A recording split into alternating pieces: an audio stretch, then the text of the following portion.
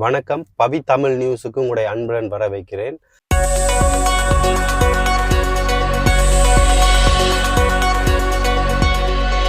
அதாவது பார்த்தீங்கன்னு சொன்னால், ஜெர்மனியில் கேர்லின் என்ற ஒரு சிட்டி இருக்குது. அந்த இதுக்கு முதல் நாங்கள் பார்ப்போம், பிரபலியமான ஒரு கிறிஸ்தவ ஆலயம் ஒன்று இருக்குது. அந்த இடத்துல அந்த ரோட்டில் ஒரு ஆக்சிடென்ட் நடந்திருக்கு. லம்போர்கினி கார் ஒன்று அதாவது என்ன நடந்திருக்குன்னு பார்த்தீங்கன்னு சொன்னால், A555ன்னு சொல்கிற ஒரு பெரிய சாலை ரோட்டில் இந்த கார் அதிவேகமாக போயிருக்குன்னு சொல்கிறாங்க. இதில் 33 வயசு உடைய ஒருத்தரும் 32 வயது உடைய ஒருத்தரும் பயணிச்சிருக்கிறாங்க.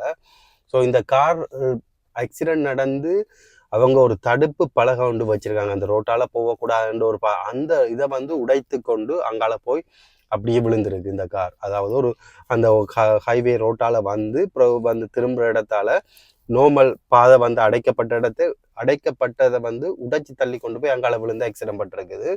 ஸோ அவ்வளோ வேகமாக வந்திருக்காங்க.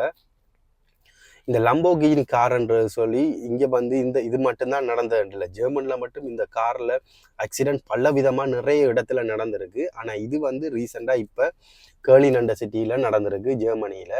இந்த ஆக்சிடெண்ட்டில் என்ன ஒரு கவலைக்குரிய விஷயம்னா, ஓடி வந்த நபர் அடிபட்ட இடத்திலே உடனடியாக உயிரிழந்திருக்கார். 33 வயதுடையார்.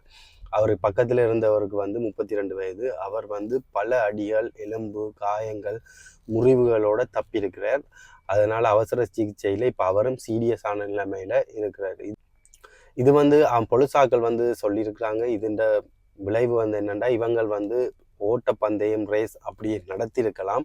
இது போல் ஜெர்மனியில் இருக்கிற பல பத்திரிகைகள் இந்த மாதிரி தான் நியூஸை போட்டிருக்கிறாங்க. இவங்க ஓட்டப்பந்தயம் நடத்தியிருக்கலாம், அதில் இவர் இவ்வளோ உபகமாக இந்த மாதிரியான ஒரு சம்பவம் நடந்திருக்கலாம்னு சொல்லி நிறைய நியூஸ் பத்திரிகைகள், ஜெர்மனி நியூஸ் பத்திரிகைகளில் தெரிவிக்கப்பட்டிருக்காங்க.